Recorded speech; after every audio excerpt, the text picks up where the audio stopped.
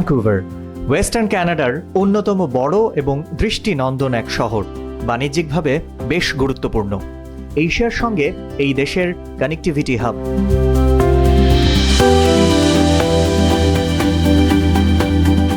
সমুদ্র, নদী আর পাহাড়ে ঘেরা এই শহর পৃথিবীর সেরা হারবার সিটিগুলোর মধ্যে একটা, যা মূলত বারার্ড পেনিনসুলায় অবস্থিত।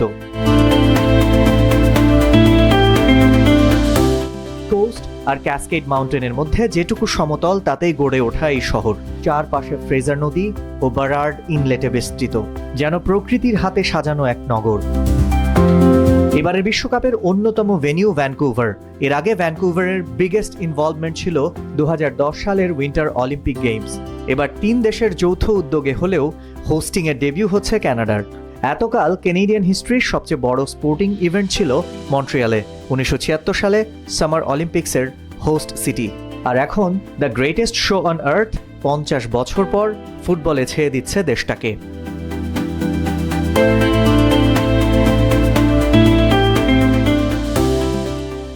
এটা সায়েন্স ওয়ার্ল্ডের নিয়মিত চেহারা, যা বিশ্বকাপের জন্য পেয়েছে একেবারে নতুন রূপ।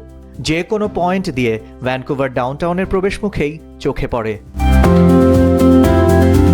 সায়েন্স ওয়ার্ল্ড হচ্ছে ভ্যানকুভারের আইকনিক স্থাপনা, অন্যতম প্রসিদ্ধ একটি আর্কিটেকচার। আমরা যদি দেখি যে সায়েন্স ওয়ার্ল্ডটা কেন বিজ্ঞান ভিত্তিক যে জ্ঞান আরোহণের একটা কেন্দ্রবিন্দু এই ব্রিটিশ কলম্বিয়ার এবং কানাডার মধ্যে অন্যতম ফেমাস। আমরা জানি যে এটা গ্রহ অর্থাৎ প্ল্যানেট আকৃতির, অর্থাৎ একটা গ্লোব, এবং সেই গ্লোব বা ডোমাকৃতির যে স্থাপনা সেটিকে ফিফা বিশ্বকাপের আদলে এখানে এই শহর কর্তৃপক্ষ তারা সেটিকে সাজিয়েছে। এবং এই চারপাশ দিয়ে যখন মানুষ এই সায়েন্স ওয়ার্ল্ডের পাশ দিয়ে যায় তখন কিন্তু দেখতে পারে যে না, এই শহরটা বিশ্বকাপের হোস্ট সিটি এবং এখানে একটা ভাইব তৈরি হয়েছে।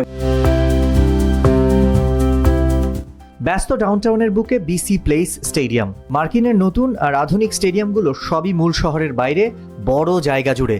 ভ্যানকুভারের বিসি প্লেস স্টেডিয়াম সেখানে আলাদা, একেবারে শহরের হৃৎপিণ্ড ডাউনটাউনে। তাই ম্যাচ ডেতে সাধারণের চলাফেরা এবং ট্রাফিক মুভমেন্ট ঠিক রাখাও নগর কর্তৃপক্ষের মাথা ব্যথা। অন্যদিকে হোস্ট অথরিটিও চেষ্টা করে যাচ্ছে। অস্ট্রেলিয়া তুরস্ক প্রথম ম্যাচের আগে মূল স্টেডিয়ামটাকে আরেকটু ঝকঝকে করে তুলতে।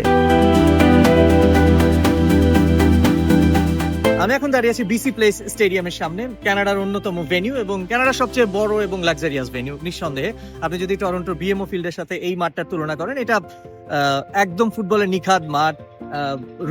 রুফ আছে চারিদিকটাই, একটা ডোম অ্যারেনা, বাট বিএমও ফিল্ড একটু অন্য ধাঁচের এবং অবসোলেট কাইন্ড অফ ডিজাইনের একটা স্টেডিয়াম। সেই তুলনা করলে ভ্যানকুভার স্টেডিয়ামটা অনেক বড়, যে কারণে কানাডা তাদের বেস ক্যাম্প করছে এখানে, তাদের দুটো ম্যাচ এখানে, একটা ম্যাচ হবে টরন্টোতে।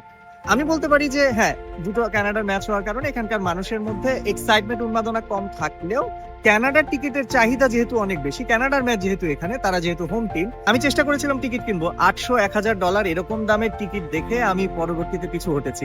আমার পক্ষে বাংলাদেশি টাকায় মিনিমাম টিকিট, যেটা একদম নিচের রোতে, 1 লাখ টাকা খরচ করে ম্যাচ দেখার কোনো মানে হয় না। এই মুহূর্তে তো আরো নাই। রিসেল ওয়েবসাইটে যদি আপনি ঢোকেন ফিফার, দেখবেন যে আরো বেশি। নিঃসন্দেহে কানাডার ম্যাচকে ঘিরে এখানকার টিকিট প্রত্যাশীদের মধ্যে আগ্রহটা একটু বেশি।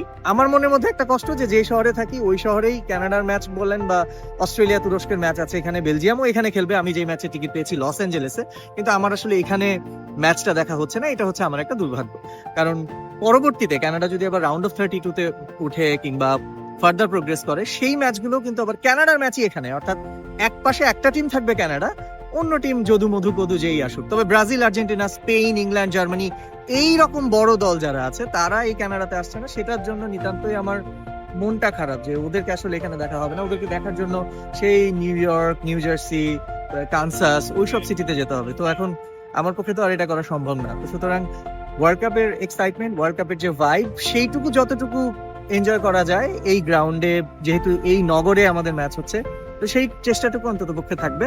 এখন মানুষ এখানে ফুটবলকে সকার বলে, বা সকার বলতে আসলে কি বোঝে, বা ফুটবলকে আদৌ তারা ফুটবল মনে করে কিনা, আমার কাছে মনে হয় যে ফিফা এবারের ওয়ার্ল্ড কাপটাকে পুরোপুরি বিজনেস মাইন্ডসেটে করে ফেলার কারণে যারা নিখাত ফুটবল প্রেমী আছেন তারা আসলে খুব অ্যাফোর্ডেবল প্রাইসে ওয়ার্ল্ড কাপ দেখার সুযোগ থেকে বঞ্চিত হচ্ছেন। একেবারেই যারা এক্সট্রাঅর্ডিনারি পয়সাওয়ালা মানুষ তাদের জন্য এবারের ওয়ার্ল্ড কাপটা। এই শহরকে 2 খণ্ড করা ফলস ক্রিক অন্যদিকে ইংলিশ উপসাগর, আর এক পাশে স্থলবেষ্টিত ভ্যানকুভার ডাউনটাউনকে মনে হবে একটা আইল্যান্ড। ছোট্ট জায়গা বলে নিউ ইয়র্কের ম্যানহাটনের মতো এখানেও একই পলিসি, বিস্তৃতি শুধুই ওপরে। তাই উঁচু ভবনগুলো পাহাড়ের চূড়ার সাথে প্রতিযোগিতায় নামে ছাড়িয়ে যাওয়ার। তবে বিশালতায় মাউন্ট সিমুর সাইপ্রেসকে বিট করা বড়ই কঠিন। হাউস মাউন্টেন আরও আইকনিক, যেখানে কয়েক শত মানুষ হাতে হাত মিলিয়ে সাদা লাল রাঙা ক্যানেডিয়ান পতাকা বিছিয়ে এসেছে, যা কয়েক হাজার ফুট উঁচু থেকেও দৃশ্যমান। সিটি হল, ভ্যানকুভারের নগর ভবন, সবাইকে নিয়ম মানতে বাধ্য করা প্রতিষ্ঠানও শত বছরের ট্রেডিশন ভেঙেছে। প্রাণের উৎসবকে সামনে রেখে গায়ে একটু রং মাখা আর উই আর ভ্যানকুভার এই স্লোগানে দুনিয়ার সামনে নিজেদের তুলে ধরার প্রয়াস।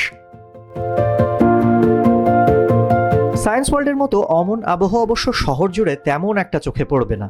যে কয়টা ব্রিজ ডাউনটাউনের সাথে কানেক্টেড, সেগুলোতে কিছু বিশ্বকাপ সাইন, এমব্লেম। সেই ওয়ার্ল্ড কাপকেও আবার অনেকে বেমালুম বেসবলের ওয়ার্ল্ড সিরিজ ভেবে ভুল করে। ভাগ্যিস ফিফার লোগো এমব্লেম আছে, না হলে ফুটবলকে সকার বলে ডাকা লোকজন আরও তালগোল পাকাতে ছাড়ত না।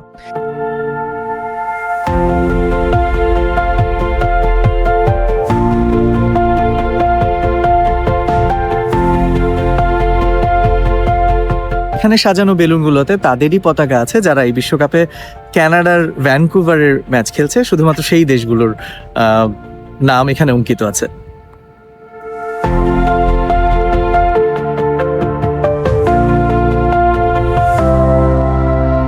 নিউ ইয়র্কের আছে সেন্ট্রাল পার্ক, সিডনিতে সেন্টেনিয়াল, ভ্যানকুভারে আছে স্ট্যানলি পার্ক। এই শহরকে আগলে রাখা ছোট্ট সবুজ অরণ্য। আর ঠিক পাশের ইংলিশ বে বিচ এশিয়ার সাথে সমুদ্র সংযোগের কেন্দ্রবিন্দু। বিশ্বকাপকে ঘিরে ঐতিহাসিক ইংলিশ বে বিচের পাশের ফেমাস এই স্ট্যাচুগুলো পেয়েছে ভ্যানকুভার ম্যাচ সংশ্লিষ্ট দলগুলোর জার্সি। ওয়ার্ল্ড কাপের ক্রেজ এটুকুর মধ্যেই সীমাবদ্ধ।